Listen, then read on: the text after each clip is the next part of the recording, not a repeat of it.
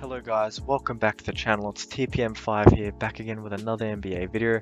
Today's video I'll be previewing the Chicago Bulls versus the Golden State Warriors. I'm going to start with the Bulls side of things, move on to the Warriors, and then give you my final prediction. Without further ado, let's get started. The Chicago Bulls are coming off of a 10-point win against the Dallas Mavericks, winning 107 to 117. Zach LaVine led the way with scoring with 23 points.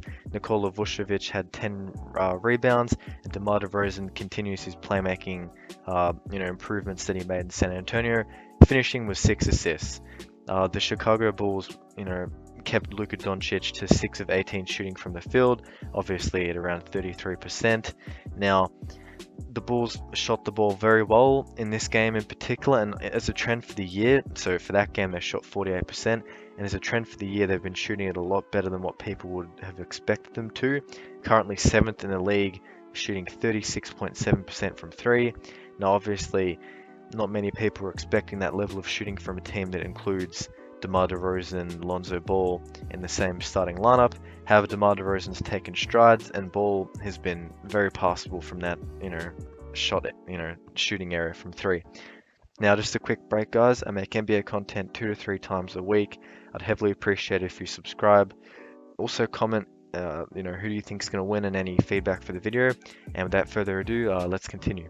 Now, before I continue, I'd like to, give Alex Caruso some credit. Now, ever since he's crossed over from the Lakers during the offseason, he's been very good for the Bulls, giving them some bench playmaking and scoring, or at the very least, some defense. In this recent game, he had 16 points and 6 steals in just 23 minutes off of the bench in what was a 6-man role, highest amounts of minutes off of the bench.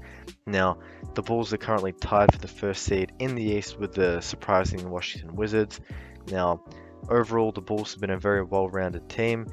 They scored the ball 6th best in the league in terms of offensive rating at 110.5, and in defensive rating they're also in the 6th spot, so well and truly a very competitive team in this league. And another reason that can be, attributed to their success is only 12.4 turnovers. The team only commits 12.4 turnovers in each game, which puts them first in the league in terms of the least turnovers, which is what you want, allowing themselves to create more on offense, give themselves more chances to score the ball, and obviously limit the opposition's fast break points, and they can set up on defense after they score the ball. So I think I called that the Bulls were going to be pretty good at the start of the year. An interesting storyline is Vucevic's struggles so far towards the early part of the year. I think that just will come down to all 4 of those guys, playing together. All 4 of those guys being, Lonzo Ball, DeMar DeRozan, LaVine, and him.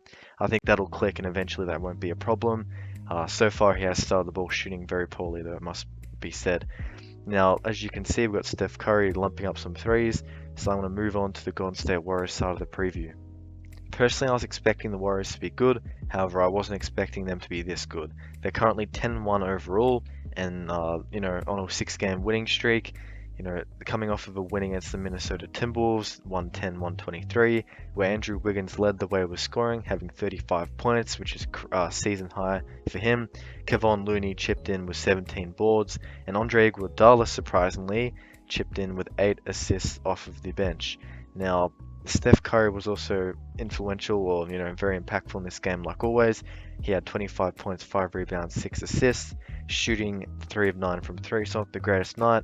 And on the topic of not the greatest night, Jordan Poole didn't play the greatest, shooting 29% from the field.